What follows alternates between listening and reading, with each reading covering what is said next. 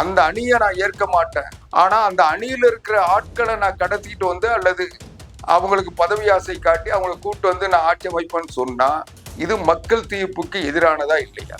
இந்திய கூட்டணியில யாருடைய ஆதரவு கேட்க மாட்டேன்னு சொன்ன விஜய் எப்படி அவருடைய மன்னார்குடி அமமுக சட்டமன்ற உறுப்பினர் காமராஜ் பேரை ஒரு பட்டியலில் கொடுத்தாரு. அவருடைய ஆதரவு ஆட்சி அமைக்க உரிமை கோரினார் என்பது இன்றைக்கு கவர்னர் விசாரிக்க வேண்டும்.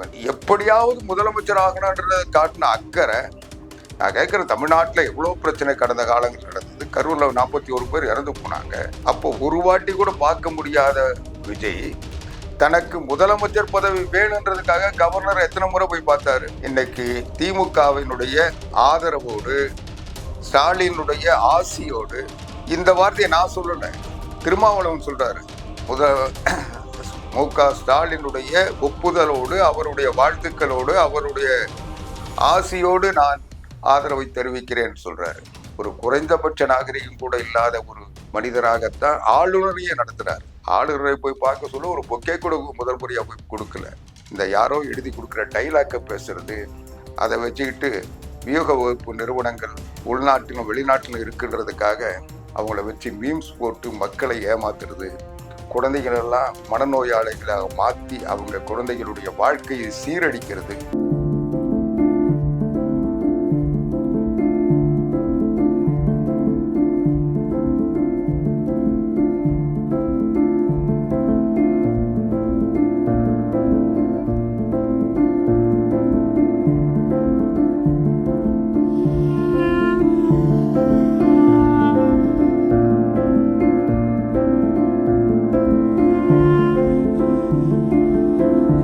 வணக்கம் அன்பு உறவுகளே, நான் ஆவடிக்குமார்.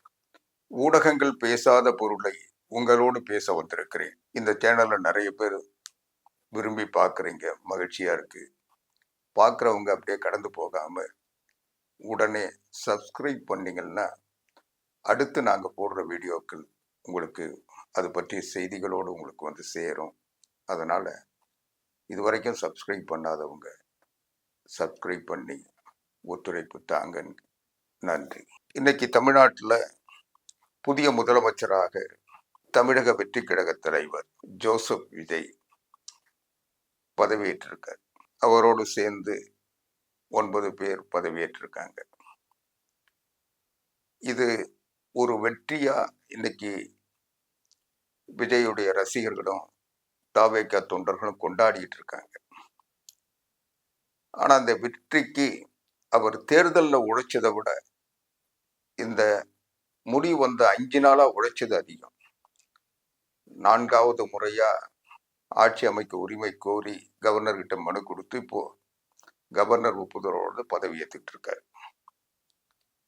இது அவருடைய வெற்றியா இன்னைக்கு பார்க்கப்பட்டாலும் இது ஜனநாயகத்தினுடைய வெற்றியா தான் நம்ம பார்க்க முடியும். ஏன்னா அவருக்கு பெரும்பான்மை இருக்கின்றதுனால இன்னைக்கு அவர் ஆட்சி அமைக்க அழைக்கப்படவில்லை. அதுக்கு காரணம் திமுக தலைவர் ஸ்டாலின் சொன்னது போல தமிழ்நாட்டில் ஜனாதிபதி ஆட்சி வந்துடக்கூடாதுன்றதுக்காக இன்னைக்கு இவருக்கு ஆதரவு இருக்கோ இல்லையோ, மக்கள் விஜய்க்கு பெரும்பான்மை தந்தாங்களோ இல்லையோ, தமிழ்நாட்டில் ஜனாதிபதி ஆட்சி வந்துடக்கூடாதுன்றதுக்காக ஆதரவு தந்தோம் அப்படின்னு சொல்லியிருக்காங்க. ஒரு புறம் இது என்னாலும் நேற்றைக்கு வரைக்கும் ஒரு கொந்தளிப்பான குழப்பமான குதிரை பேரம் நடந்துகிட்டு இருந்தது. அது எல்லா கட்சியுமே ஒத்துக்கிட்டாங்க. எல்லா கட்சியையும் எல்லா கூட்டணியும் உடைச்சி எப்படியாவது பெரும்பான்மை பெறுவதற்கு தூய சக்தின்னு தன்னை சொல்லிக்கிட்ட விஜய் முயற்சி பண்ணாரு. அது முடியாம ஒவ்வொரு முறையும் கவர்னர்கிட்ட போய் பபியமா கையை கட்டி நின்றுட்டு எப்படியாவது என்ன கூப்பிடுங்கன்னு கேட்டுட்டு இருந்தாரு. அவரு இது 118 இல்லையே, நீங்க 112 தானே வச்சிருக்கீங்க, நான் எப்படியாவது பிடிச்சிட்டு வந்துடுறேன், நீங்க என்ன பதவி பிரமாணம் செஞ்சு விடுங்க, அதுக்கு பிறகு நான் வாங்கிட்டு வந்துடுறேன்னு பேசிட்டு இருந்ததா சொன்னாங்க.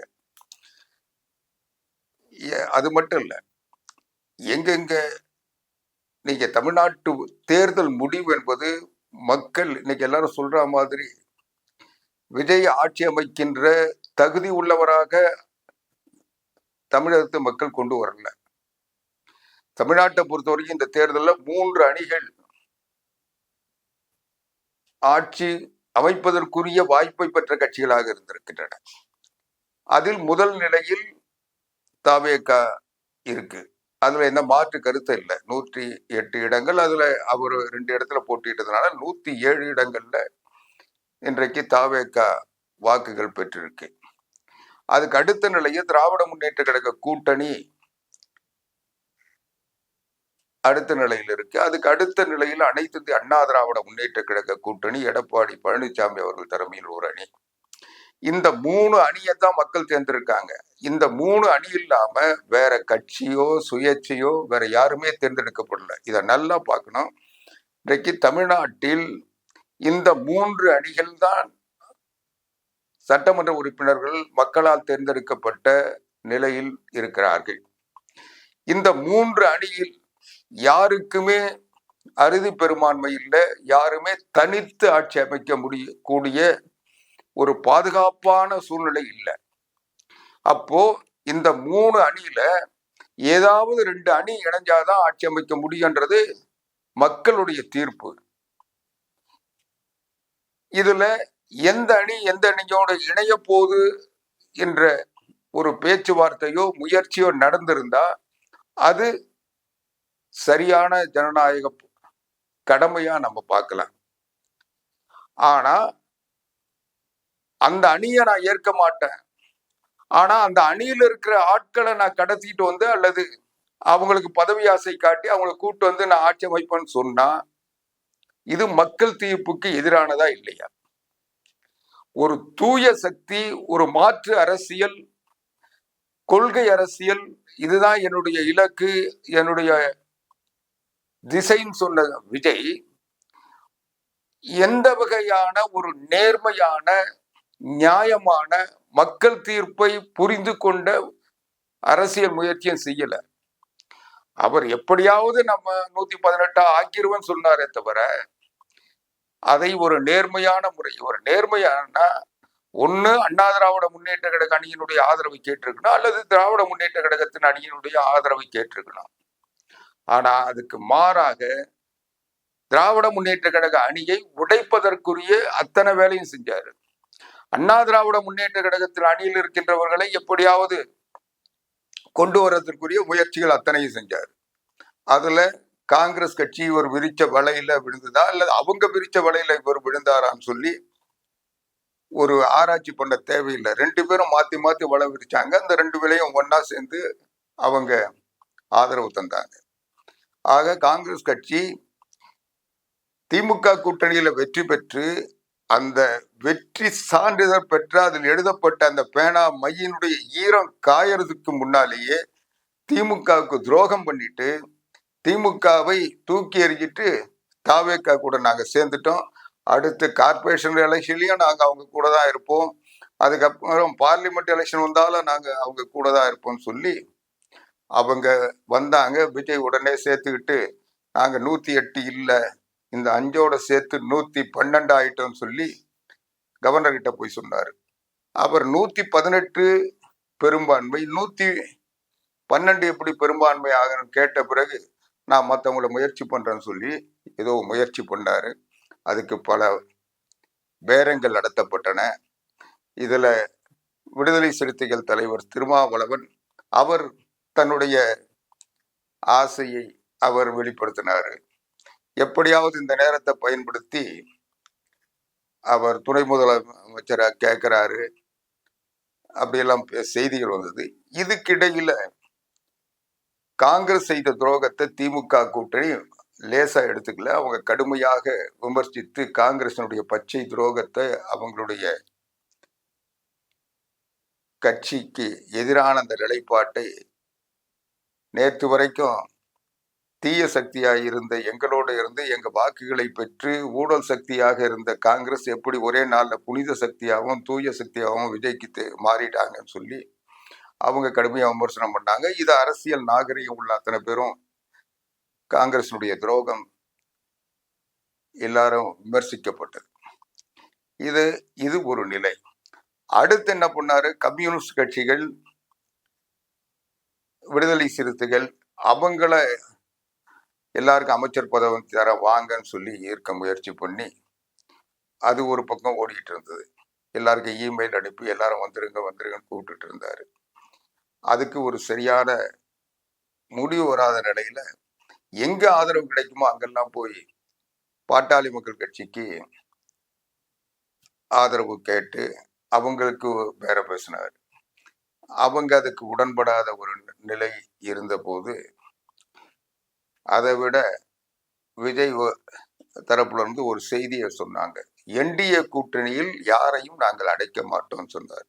அப்ப ஏன் பாட்டாளி மக்கள் கட்சியை அழைச்சிங்கன்னா அதுக்கு பதில் இல்லை. அதுக்கு பிறகு அமமுகவை சேர்ந்த மன்னார்குடி சட்டமன்ற உறுப்பினர் காமராஜரை கடத்தி வந்து அவர்கிட்ட கடிதம் வாங்கி அதை கொண்டு போய் கொடுத்தாங்க. அதோட கூட கவர்னர் கொடுத்த பட்டியல்ல 121 பேர் இருக்காங்கன்னு சொல்லி இந்திய யூனியன் முஸ்லீம் லீக் 2 பேரையும் சேர்த்து கொடுத்தாங்க. அவங்க பட்டவர்தனமா சொல்லிட்டாங்க, இந்திய யூனியன் முஸ்லீம் லீக் நாங்க ஆதரிக்கல, நாங்க திமுக கூட்டணியில் தான் இருக்கோம், மு.க. ஸ்டாலின் தலைமையில் தான் நாங்க முடிவு எடுப்போம் அப்படின்னு அவங்க வெளிப்படையா சொல்லிட்டாங்க.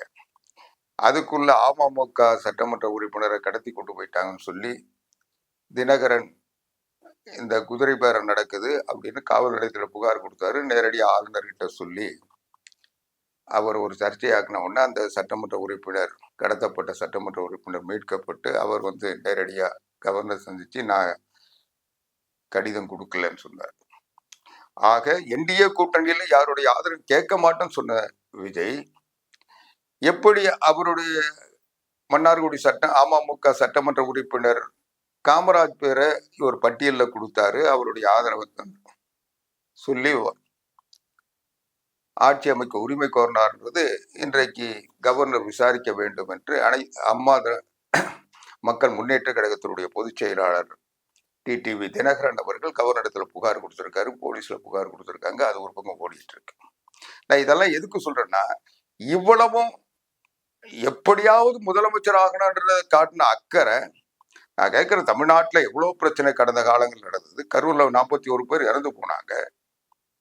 அப்போ ஒரு வாட்டி கூட பார்க்க முடியாத விஜய் தனக்கு முதலமைச்சர் பதவி வேணுன்றதுக்காக கவர்னர் எத்தனை முறை போய் பார்த்தாரு. தூய்மை பணியாளர்கள் சென்னையில போராடுறாங்க, அங்க போய் பார்த்தா கும்பல் சேர்ந்துருவாங்க, நீங்க எல்லாம் வாங்க என்ன வந்து பார்த்துட்டு போங்கன்னு சொல்லி கூட்டிட்டு போன விஜய் இப்போ ரோடு அலைஞ்சாரு. கம்யூனிஸ்ட் கட்சி அலுவலகத்துக்கு போனாரு, மார்க்சிஸ்ட் அலுவலகத்துக்கு போனாரு, கவர்னர் இல்லத்துக்கு கூட நாள்தோறும் போனாரு. இப்ப எல்லாம் மக்கள் கூட மாட்டாங்களா? பொதுமக்களுக்கு பாதிப்பு வராதா? ஆக இவ்வளவு நாள் மக்களை ஏமாத்துறத மட்டுமே தொழிலா வச்சுட்டு அவங்க வியூக வகுப்பாளர்கள் இத ஒரு இந்த மீம்ஸ் போட்டு இன்ஸ்டாகிராம்ல போட்டு சமூக ஊடகங்கள்ல போட்டு ஒரு பரபரப்பை உருவாக்கி இந்த சிந்திக்கின்ற மனநிலையில் இல்லாத அவருடைய ரசிகர்களை வச்சுட்டு அத ஒரு தேவையற்ற ஒரு மக்கள் எழுச்சி இருப்பதை போல ஒரு பிம்பத்தை கட்டமைச்சாங்க. அந்த பிம்பம் இன்னைக்கு தகர்ந்து போய் ஒரு வாரமா இவருக்கு பதவி தாமதப்படுதுன்ன உடனே அவர் அதையெல்லாம் மறந்துட்டு இவர் தொடர்ந்து அதை முயற்சி பண்ணார். சரி, எப்படியோ முதலமைச்சராக, தமிழ்நாட்டின் முதலமைச்சராக இன்றைக்கு பொறுப்பேற்றிருக்கிறார். அவர் அரசியல் சட்ட மரபுப்படி ஆளுநர் அவருக்கு பதவி பிரமாணம் செய்து வைத்திருக்கிறார். அதனால அவருக்கு வாழ்த்து சொல்றது நம்முடைய கடமை. எனவே அவருக்கு வாழ்த்துக்களை தெரிவித்துக் கொள்கிறேன். ஆனால் அவர் உண்மையிலேயே ஒரு மனசாட்சி இருந்ததுன்னா, அவருக்கு ஒரு நேர்மையான நிலைப்பாடு இருந்ததுன்னா, அவர் நன்றி சொல்ல வேண்டிய முதல் ஆள் அனைத்து இந்திய அண்ணா திராவிட முன்னேற்ற கழகத்தின் பொதுச் செயலாளர் புரட்சி தமிழர் எடப்பாடியார் தான். ஏன்னா கரூர்ல 41 பேர் இறந்து போனப்போ இவரை வந்து குற்றவாளியாக இவரே நினைத்து கொண்டு அங்கிருந்து ஓடி வந்து பதுங்கிட்டு போனை ஆஃப் பண்ணிட்டு அலுவலகத்தை மூடிட்டு அவங்க தலைவர்கள் சொல்லப்பட்ட இன்னைக்கு அமைச்சரா பதவி இருக்கிற அத்தனை பேரும் காணாம போயிட்டு செல்போனை கூட எடுக்காம இருந்த நேரத்துல அங்க போய் களத்துல நின்று இவங்களுக்காக வாதம் செய்தவர், இவங்களுக்காக கருத்துக்களை சொன்னவர் அனைத்து இந்திய அண்ணா திராவிட முன்னேற்ற கழகத்தினுடைய பொதுச் செயலாளர் புரட்சி தமிழர் எடப்பாடியார். அன்னைக்கு அதை செய்யலன்னா இன்னைக்கு விஜய் அரசியல்ல இருந்திருப்பாரான்னு யாராலும் உறுதிப்படுத்த முடியாது. அந்த அளவுக்கு அன்னைக்கு அனைத்து இந்திய அண்ணா திராவிட முன்னேற்ற கழகத்தின் பொதுச் செயலாளர் புரட்சி தமிழர் எடப்பாடியார் செய்ததுக்கு நன்றி கடனை அவர் இது வரைக்கும் எந்த வகையில செலுத்தியிருக்கிறாரோ அது போலதான் இப்பவும் எடப்பாடியாருக்கு நன்றி சொல்லணும். ஏன்னா நேற்றைக்கு காலையில் புதியதாக பதவியேற்கின்ற முதலமைச்சருக்கு வாழ்த்துக்கள் சொல்லி அவர் நான் களத்தில் இல்லை என்று விலகியதற்கு பிறகுதான் சொன்னதுக்கு பிறகுதான் திருமாவளவன் வேற வழியே இல்லாம இவர் ஆதரிக்கிற முடிவுக்கு போனாரு. இது அரசியல் தெரிஞ்ச அத்தனை பேருக்கு தெரியும். அது வரைக்கும் திருமாவளவனை முதலமைச்சர் ஆக்குவதற்கு அப்படி முதலமைச்சர் ஆக்கினாதான் அவர் விஜய் கிட்ட போகாம இருப்பார்ன்றதுக்காக ஸ்டாலின் அவரை ஒரு விஜய் ஆதரவு அங்க போய் துணை முதலமைச்சர் வாங்கிட்டாருன்னா நம்முடைய கட்டுப்பாடுகள் தகர்ந்து போகும்னு சொல்லி அவர் கையில பிடிச்சி வச்சிருந்தாரு. அதுக்கு அவரை முதலமைச்சர் ஆக்குன்ற ஒரு தோற்றத்தை ஏற்படுத்தினாரு. அது எல்லாம் முற்றுப்புள்ளி வைக்கின்ற இந்த பேச்சுவார்த்தைகளுக்கு தொடர்ந்து ஊடகங்கள்ல இது பேசிட்டு இருக்கு. இது ஒரு பேசுபொருளா மாறிட்டு இருக்கு. இதை ஒரு முற்றுப்புள்ளி வைக்கின்றதுக்காக எடப்பாடி பழனிசாமி அவர்கள் முதலமைச்சருக்கு வாழ்த்துக்கள் சொல்லி தான் களத்துல இல்ல, ஏன் என்ன வச்சுக்கிட்டு நீங்க குறுக்கு சால் ஓட்டாதீங்க, நீங்க முடிவெடுத்துங்கன்னு சொல்லி அவர் விலகி நின்னாரு. அதுக்கு பிறகுதான் திருமாவளவன் முதலமைச்சர் பதவிக்கு ஆசைப்பட்டு துணை முதலமைச்சர் பதவியாவது வந்திருக்கான், அதுவும் இல்லையேன்னு சொல்லி இன்னைக்கு விஜய் ஆதரிச்சிருக்காரு. சரி, இது விஜய்க்கு மிகப்பெரிய வெற்றின்னு எல்லாரும் சொல்றாங்க. ஆனால் இது விஜய்க்கு வெற்றியா நான் பார்க்கல. ஏன்னா விஜய் இன்றைக்கு உடனே இந்திய யூனியன் முஸ்லீம் லீக்கும் ஸ்டாலின் முடிவுப்படி ஆதரவு தந்துட்டாங்க. ஆக இன்றைக்கு விஜய் ஆட்சி அமைச்சு இன்னைக்கு பதவி ஏற்றிருக்காருன்னா அதுக்கு ஒரே காரணம் திமுகவும் இடதுசாரிகள் சொல்வதை போல, ஏன் திருமாவளவனே சொல்வதை போல ஜனாதிபதி ஆட்சி தமிழ்நாட்டில் வந்துவிடக் கூடாது என்பதற்காக. ஏன்னா 10ஆம் தேதியோடு தமிழ்நாடு சட்டமன்றத்தின் ஆயுள் முடிஞ்சிருச்சு. புதிய சட்டமன்றம் அமைக்கப்படவில்லை என்றால் ஒரு வெற்றிடம் ஏற்படும். அந்த வெற்றிடத்தை நிரப்ப ஜனாதிபதி ஆட்சி அமல்படுத்தப்படும், சட்டமன்றம் தேர்ந்தெடுக்கப்பட்ட சட்டமன்றம் சஸ்பெண்ட் செய்யப்படும் என்ற ஒரு நிலை இருந்த காரணத்தால் உடனடியாக இந்த ஒரு மாற்று ஏற்பாடாக இன்னைக்கு திமுகவினுடைய ஆதரவோடு ஸ்டாலினுடைய ஆசியோடு, இந்த வார்த்தையை நான் சொல்லல, திருமாவளவன் சொல்றாரு, மு.க. ஸ்டாலினுடைய ஒப்புதலோடு அவருடைய வாழ்த்துக்களோடு அவருடைய ஆசியோடு நான் ஆதரவை தெரிவிக்கிறேன் சொல்றாரு. இதையே இந்திய யூனியன் முஸ்லீம் லீக் சொல்லுது. இன்னும் சொல்ல போனா மார்க்சிய கம்யூனிஸ்ட் கட்சியும் இந்திய கம்யூனிஸ்ட் கட்சியுமே அதை சொல்லுது. என்ன சொல்லுதுன்னா, நாங்க திமுக கூட்டணியில தான் இருக்கிறோம், நாங்க சட்ட எங்களுது, ஆனா மாப்பிள்ள அவரு விஜய்க்கு ஆதரவு கொடுத்திருக்கோம், ஆனா அவர் எங்களுடைய சிஎம்ஓ எங்களுடைய கூட்டணியோ இல்ல, எங்களுடைய வேட்பாளர் எங்களுடைய கூட்டணி ஸ்டாலின் தான். இததான் இன்னைக்கு இந்த 6 சட்டமன்ற உறுப்பினர்கள் யாரும் ஆட்சி அமைப்பதற்கு ஆதரவு தருகிறோம் என்று சொன்னாங்களே தவிர நிபந்தனையற்ற ஆதரவு தருகிறோம், நீங்கள் ஆட்சி அமையுங்கள், அதுதான் சொல்லியிருக்காங்க. ஆட்சி அமைச்சிட்டாரு, இனிமேல் விட்டு ஆதரவு தர்றதை பத்தி அவங்க முடிவெடுக்கிற மனநிலையில தான் அந்த ஆதரவை நாம் பார்க்க முடியும். இன்னைக்கு எண்ணிக்கை வேண்டும் என்பதற்காக கவர்னர் ஆட்சி அமைக்க அனுமதிக்க மறுக்கிறார் என்பதற்காக தமிழ்நாட்டில் ஜனாதிபதி ஆட்சி வந்துவிடுமோ என்ற அச்சத்தின் காரணமாக அரசியல் சட்ட தேக்கம் ஏற்பட்டு விடக் கூடாது என்பதற்காக ஒரு தற்காலிக ஏற்பாடாகத்தான் இதை பார்க்க முடியும். ஆக இன்றைக்கு தற்காலிக முதலமைச்சராக விஜய் பதவியேற்றிருக்கிறார். இது இன்றைக்கு ஒரு தீர்வா நமக்கு தெரியுமே தவிர இது ஒரு குழப்பத்தின் தொடக்கம். விஜய் ஆரம்பத்திலிருந்து குழப்பத்தையே தனக்கு சாதகமா பயன்படுத்திட்டு வரவர். இப்பவும் அதை தான் செஞ்சிருக்காரு. இன்னைக்கு தமிழ்நாட்டினுடைய பொருளாதாரம் எனக்கு தெரியாது, நான் வெள்ளை அறிக்கை தரேன், அந்த அறிக்கையை பார்த்துட்டு நான் என்ன செய்யணுமோ அதை செய்யறேன், நான் பெண்களுக்கு பாதுகாப்பு தரப்போறேன், அதுக்கு முதன்மை தரப்போறேன், மருத்துவத்துக்கு முதன்மை தரப்போறேன், கல்விக்கு முதன்மை தரப்போறேன், போதை இல்லா தமிழகத்தை உருவாக்க போறேன். இதுதான் எல்லா கட்சியினுடைய தேர்தல் அறிக்கையில இருக்கு, எல்லா கட்சியினுடைய திட்டம். எல்லா கட்சிகளுடைய இல்லை, ஒவ்வொரு அரசியல்வாதியின் விருப்பமா அதுதான் இருக்கும். ஆனா நான் கேட்கறது, இது ஒரு நிலைப்பாடு.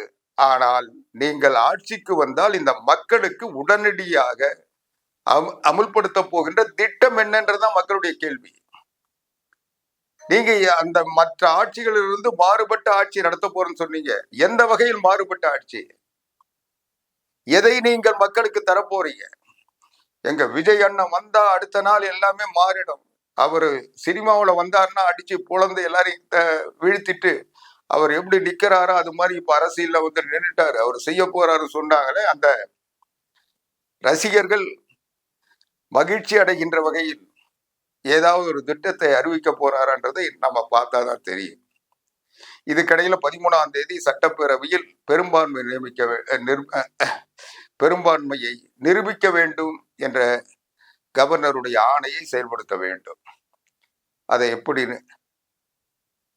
அவர் எதிர்கொள்ள போகிறார் என்பதை இன்னைக்கு இருக்கிற சூழ்நிலையில இந்த ஆதரவு தந்த கட்சிகள் வச்சாவே அவரை அந்த பெரும்பான்மை நிரூபிச்சிடலாம். அதுக்கு பிறகு சபாநாயகர் தேர்தல் இருக்கு. சபாநாயகர் தேர்தலில் மற்ற கட்சிகள் என்ன நடவடிக்கை இருக்கு?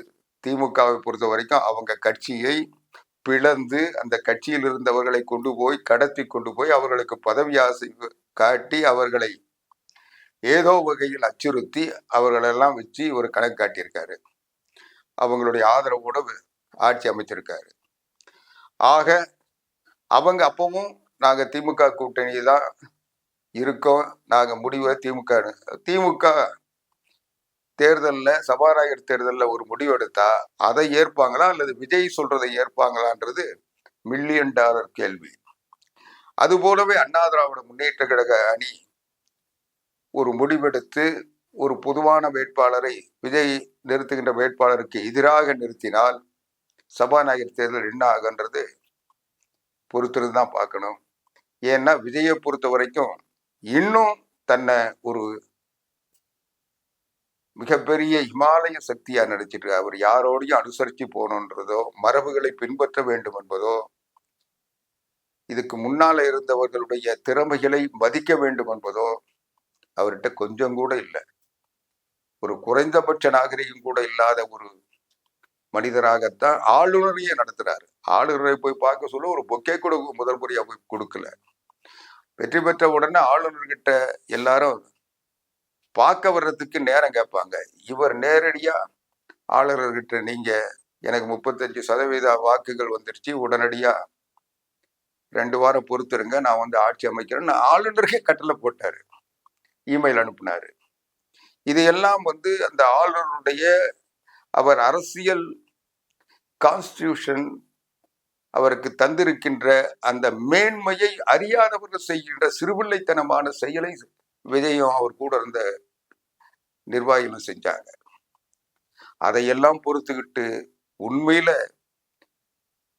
தமிழ்நாட்டுக்கு ஆளுநராக இருக்கின்றவர் பெருந்தன்மையா பொறுமையா, இவர் எத்தனை முறை போனாலும், ஆதவர்ஜனா போனாலும், நிர்மல்குமார் போனாலும் எல்லாரையும் கூப்பிட்டு வச்சு விளக்கம் சொல்லி அவங்களுக்கு புரிய வச்சு இதுக்கு 5 நாள் அவர் பட்டப்பாடு அவருக்கு தான் தெரியும். வேற யாராவது இருந்தா நான் கேரளாவில் பாருங்கன்னு போயிட்டு இருப்பாங்க. ஆனா அந்த அவ்வளவு பொறுமையா இதை கையாண்டு ஒரு நல்ல முறையில இதை பதவி ஏற்கிறதுக்கு வழிவகுத்த ஆளுநருக்கு உண்மையில தமிழ்நாட்டு மக்கள் நன்றி சொல்லு. ஏன்னா இப்படி எந்தவித பொறுப்புணர்ச்சியும் இல்லாம மக்களை ஆதரவு ஒன்றையே இவருக்கு தன்னுடைய பலமாக வச்சுக்கிட்டு இன்னைக்கு மக்களை ஏமாத்துறது போலவே கவர்னரை ஏமாத்தணும், மற்ற கட்சிகளை ஏமாத்தணும், அரசியல் சட்டத்தை ஏமாத்தணும் சொல்லி ஒரு ஏமாற்று திட்டத்தோட விஜய் இன்றைக்கு அரசியலுக்கு வந்து ஒரு 3 வருஷத்துல இன்னைக்கு ஆட்சியையும் பிடிச்சு முதலமைச்சராகவும் பதவி ஏற்றுட்டார். அவருடைய வழிமுறை என்பது எது எது அவர் சொன்னாரோ அதுக்கு நேர் எதிரா ஒவ்வொரு செயலையும் செஞ்சிட்டு இருக்காரு. இன்னைக்கு பாத்தீங்கன்னா அமமுக வேட்பாளரை கடத்தினதுல இருந்து அவர் மேல புகார் இன்னைக்கு தரப்பட்டிருக்கு. இதை எல்லாம் எதுக்கு சொல்றேன்னா, இவர் வந்து தூய சக்தி, மற்றவர்கள் தீய சக்தின்னு சொன்னார் இல்ல, மற்றவர்கள்லாம் ஊழல் செய்தவர்கள், நான் யோக்கியமானவன் சொன்னார்ல. ஊழலுக்கு தண்டனை பெற்று வழக்கு போட்டு சிறைக்கு போனவர் தானே செங்கோட்டையன். அந்த செங்கோட்டையன் புரட்சி தலைவி அம்மா அவர்களால் இவர் அமைச்சர் பதவிக்கு லாயக்கு இல்லைன்னு தூக்கி வீசப்பட்டவர் தானே செங்கோட்டையன். அந்த செங்கோட்டையனை புரட்சி தமிழர் எடப்பாடியார் முதலமைச்சரான உடனே அமைச்சராக்குறார். அதுக்கு அவர் எப்படி நம்பிக்கையோடு நடந்துகிட்டாரு. அப்படிப்பட்ட நம்பிக்கை துரோகிகளை வைத்துக்கொண்டு இன்றைக்கு ஆட்சி அமைச்சிருக்கீங்க. அது வரைக்கும் நீங்க நல்ல சக்தியாவே இருங்க. அதுல வேற யாரும் தப்பு செய்ய விட மாட்டேன். தப்பு செய்யறவங்க எல்லாம் அதை ரப்பர் போட்டு அடைச்சிருங்க. நான் வந்து பென்சில்ல எழுதுனா ரப்பர் போட்டு அழைச்சிடலாம், பேனாவில் எழுதுனா என்ன பண்ண முடியும்? இவங்க தான் அச்சடிக்கப்பட்டு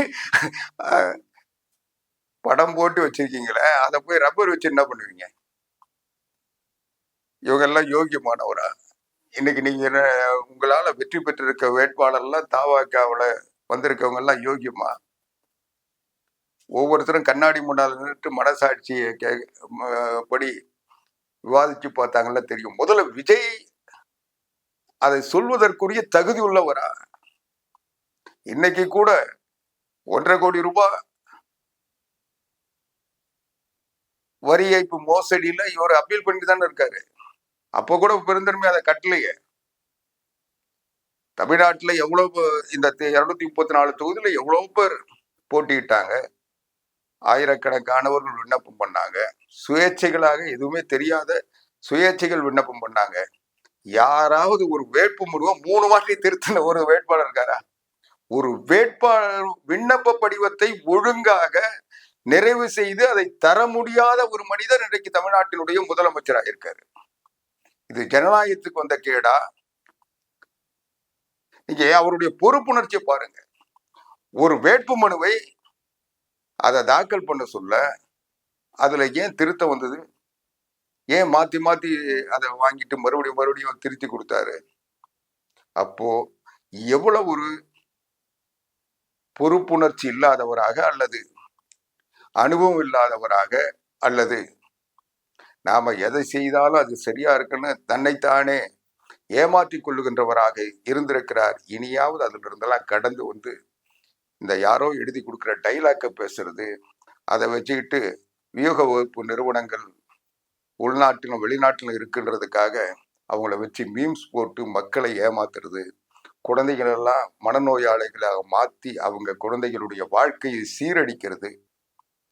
இந்த போக்கையெல்லாம் இனியாவது விட்டுட்டு ஒரு பொறுப்பான முதலமைச்சராக தமிழ்நாட்டுக்கும் தமிழ்நாட்டு மக்களுக்கும் அளித்துள்ள வாக்குறுதிகளை நிறைவேற்றுவதற்கு முயற்சி பண்ணுங்க. உங்களுக்கு யாரும் எதிரி இல்லை, நீங்க தான் எதிரி. இன்னைக்கு தமிழ்நாட்டு மக்கள் உங்களை, இன்னும் சொல்ல போனா உங்க கட்சியை விட விஜய் மீது தனிப்பட்ட நம்பிக்கை வச்சிருக்காங்க. அந்த நம்பிக்கையை விஜயால மட்டும்தான் நாசமாக்க முடியும். அதனால நம்பிக்கையை நாசமாக்க போகிறாரா, இல்லை நல்ல மனிதர் என்ற பெயரை எடுக்க போகிறாரான்றது அவருக்கு இப்போ இன்றைக்கு ஆளுநர் மூலமா ஒரு வாய்ப்பு வந்திருக்கு. அந்த வாய்ப்பை பயன்படுத்துறது இருக்கு. அதே நேரத்தில் அடுத்து வரக்கூடிய நாட்களில் இந்த குதிரை பேரத்தெல்லாம் அவர் இதோட கைவிட்டுட்டு ஒரு நேர்மையான வழியில தன்னுடைய நிலையை சொல்லி இன்றைக்கு வெற்றி பெற்றிருக்கிறது அதிமுக கூட்டணி, திமுக கூட்டணி, விஜய். இந்த 3 பேர்ல நேர்மையா அந்த தலைமையோட பேசி ஒரு ஆதரவு கேளுங்க, அது தவறு இல்லை. ஆனா அவங்களுக்கே தெரியாம அவங்க ஆட்களை கடத்தி கொண்டு போய் அவங்களுக்கு பதவி ஆசை காட்டி உங்களை நீங்க பலப்படுத்திக்கணும்னு நினைச்சீங்கன்னா அது தமிழ்நாட்டில் அது இடமில்லை. தமிழ்நாட்டு மக்கள் அப்படிப்பட்டதை ரசிக்க மாட்டாங்கன்றத வருங்காலம் உணர்த்தும் என்பதை சொல்லி தொடர்ந்து பேசுவோம். இந்த இன்றைக்கு முதலமைச்சராக பொறுப்பேற்றிருக்கின்ற விஜய்க்கும் அவருடைய அமைச்சரவைக்கும் என்னுடைய வாழ்த்துக்களை தெரிவித்து விடைபெறுகின்றேன். நன்றி, வணக்கம். மீண்டும் வணக்கம் உறவுகளே. நிகழ்ச்சியை பார்த்து ரசிச்சீங்களா? இந்த நிகழ்ச்சி உங்களுக்கு பிடிச்சிருக்குன்னு நாங்க நம்புறோம். இந்த நிகழ்ச்சி உங்களுக்கு பிடிச்சிருந்தா லைக் பண்ணுங்க, ஷேர் பண்ணுங்க, மறக்காம சப்ஸ்கிரைப் பண்ணுங்க. நீங்க பண்றதோட மட்டும் இல்லாம உங்களுடைய நண்பர்கள், உறவினர்கள் எல்லாரையும் சப்ஸ்கிரைப் பண்ண சொல்லுங்க. உங்களுடைய மேலான கருத்துக்களை கருத்து பெட்டியில் மறவாமல் பதிவு செய்யுங்க.